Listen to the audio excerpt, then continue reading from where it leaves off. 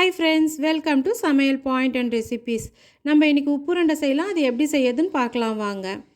2 ஆழாக்கு பச்சை அரிசி எடுத்துக்கிட்டோம், 3/4 ஆழாக்கு சாப்பாடு அரிசி புழுங்கலரிசி எடுத்துக்கிட்டோம், கருவேப்பிலை எடுத்துக்கலாம், 1 டீஸ்பூன் கடலப்பருப்பு, 1 டீஸ்பூன் உளுத்தம்பருப்பு எடுத்துக்கலாம், 2 காஞ்ச மிளகா, கடுகு, சீரகம், 2 பச்சை மிளகா, தேங்காய் துருவல் எடுத்துக்கிட்டோம். இப்போ பச்சரிசியும் புழுங்கலரிசியும் உப்பு சேர்த்து மிக்சி கிண்ணத்தில் சேர்த்து நம்ம கொரன்னு அரைச்சி எடுத்துடலாம்.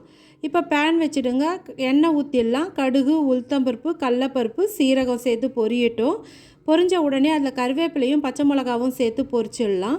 இப்போ எல்லாம் பொரிஞ்சு வந்துடுச்சு. அதுக்கப்புறம் தான் காஞ்ச மிளகா சேர்க்கணும். தேங்காய் துருவலும் காஞ்ச மிளகாவும் சேர்த்து ஒரு வதக்கிடலாம்.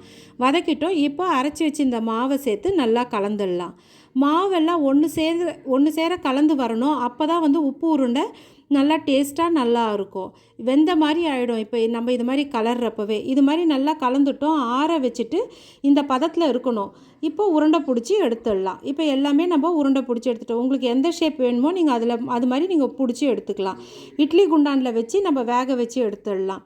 நல்லா கொதி வரட்டோன்னு சிம்மில் 15 நிமிஷம் வச்சு வேக வச்சு எடுத்துடுங்க. டேஸ்டியான உப்பு உருண்டை ரெடி ஆகிடுச்சு.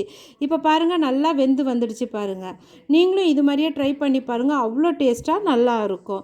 இப்போ இது மேலே நம்ம மிளகா பொடி தூவி சாப்பிட்டாலும் அவ்வளோ டேஸ்ட்டாக இருக்கும். இது மாதிரி நீங்கள் மிளகா பொடி அரைக்கணுன்னா டிஸ்கிரிப்ஷனில் லிங்க் தரேன், அதை பார்த்து ட்ரை பண்ணுங்கள். அவ்வளோ டேஸ்ட்டாக இருக்கும். தேங்க்யூ ஃபார் வாட்சிங்.